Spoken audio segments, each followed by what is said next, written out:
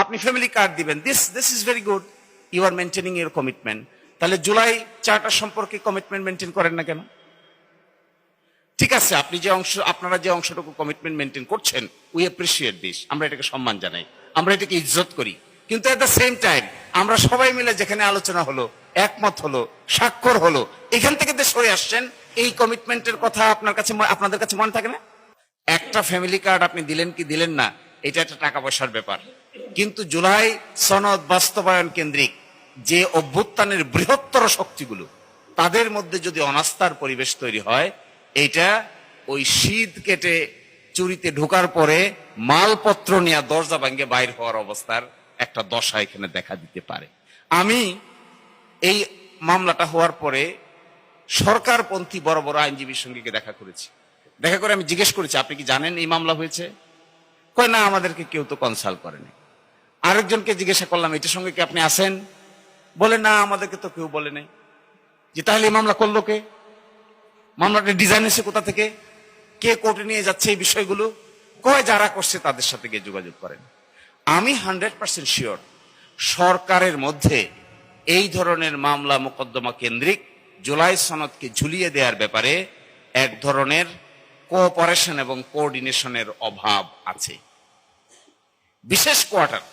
বিশেষভাবে এই জুলাই সনদ বাস্তবায়নের ক্ষেত্রে সঠিক পথ অবলম্বন করা হোক, এটা না চেয়ে কারো কারো ব্যক্তিগত খায়েশ কিংবা চিন্তা ভাবনার বহিঃপ্রকাশ আধিপত্যবাদের মতো আমাদের উপর চাপিয়ে দেওয়ার এক ধরনের বাস্তব নমুনা দেখা যাচ্ছে। তো আমি অনুরোধ করব, আমাদের সকলের দায়িত্ব হবে পার্লামেন্টের ভিতরে এবং বাইরে। এখনই মনে হয় সরকার দলীয় পার্লামেন্টারিয়ানরা, বিরোধী দলীয় পার্লামেন্টারিয়ানরা পার্লামেন্টে বসে মিটিং করছেন।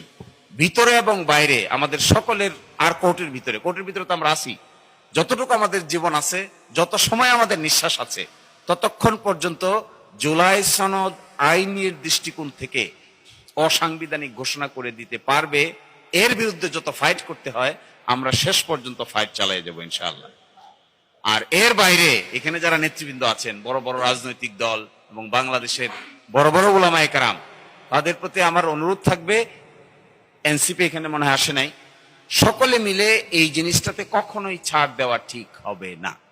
এটা এমন, লাস্ট কথাটা হলো আমার এটা, সাংবিধানিক সংকট তৈরি তারাই করছেন। আচ্ছা বলেন, গণভোট যে অনুচ্ছেদে আছে, একই অনুচ্ছেদে একই দিনে জাতীয় সংসদ নির্বাচন অনুষ্ঠিত হবে, এই কথাও বলা আছে।